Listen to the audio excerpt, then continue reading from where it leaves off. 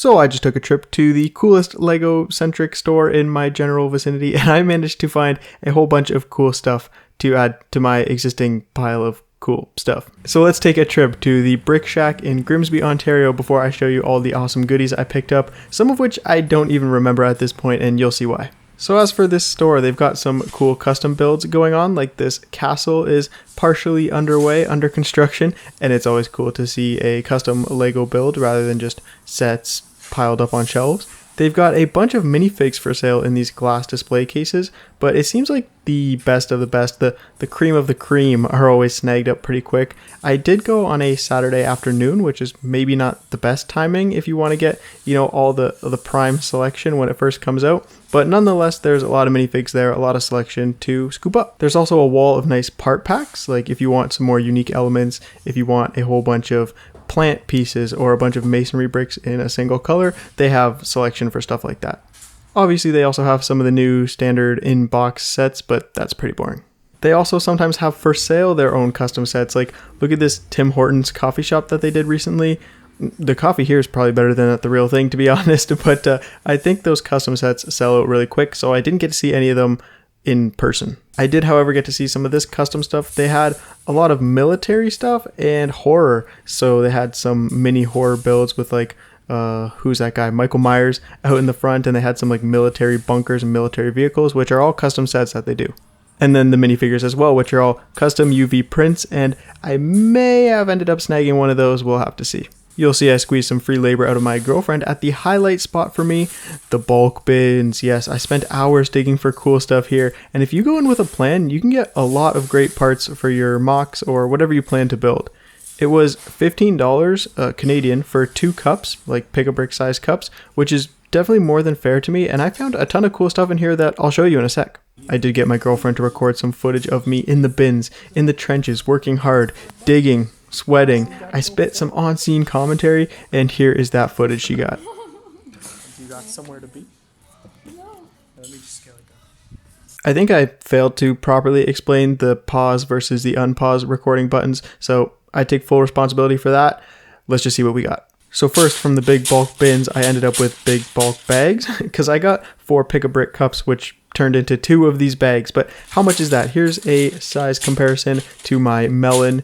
Here's how you'd look smuggling one of those bags through TSA. And for an actual measurement, here's the weight. A little under 2.5 pounds of brick, which is a good deal in my books for good bulk where you actually get to pick every single part. None of it's a mystery. I did then have to spend a pretty good deal of time wiping these down though, because there were some parts that were quite dusty and yicky, but since I hardly remembered what I even put in these bags, it was like a fun time getting surprised by some of the cooler pieces I found.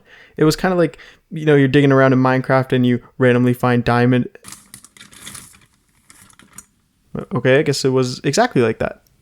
So I pulled out all of the interesting stuff to show you individually, but here's just a look at kind of the bulk we got.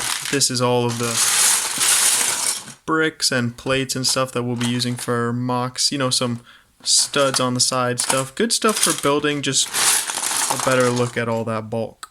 Alright, some of the more interesting stuff. First, we snagged some of the larger plates that we could find. We also found a good amount of translucent stuff, including this cool trans pink I don't see too often. We found these big, roundy, rock, somewhat suggestive looking pieces. These are all of like the either printed or stickered pieces in some cases that we could find. The Big Ben was a little bit interesting. Couple of like minifig accessories, nothing too interesting. This is like from some alien conquest theme or alien something or other. We found a couple of storage vessels which I can use to drain the blood out of my finger. We found a few chunks left of the Molten Man from like that Spider-Man set.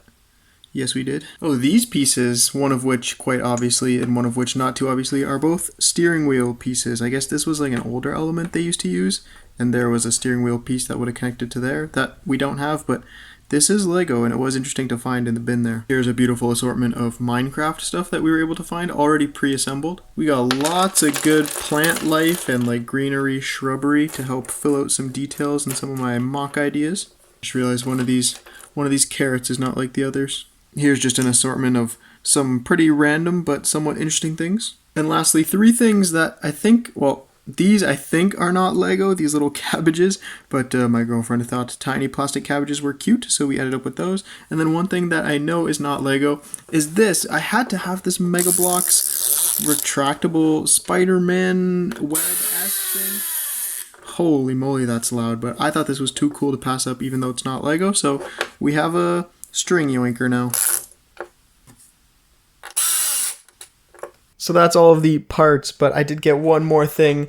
This Jason Voorhees custom UV printed minifigure, and I absolutely love this thing. It's so detailed, and like I said, it's UV printed, but it is on unofficial Lego parts, so I guess this isn't really Lego at all, but it's my first custom minifigure style figure, and I just picked him up because I thought it'd be hilarious when I have like a Lego City kind of display to just have this guy running around wreaking havoc. So yeah, with this guy, that's pretty much the whole trip. And now I've got a giant pile of parts that I have to sort.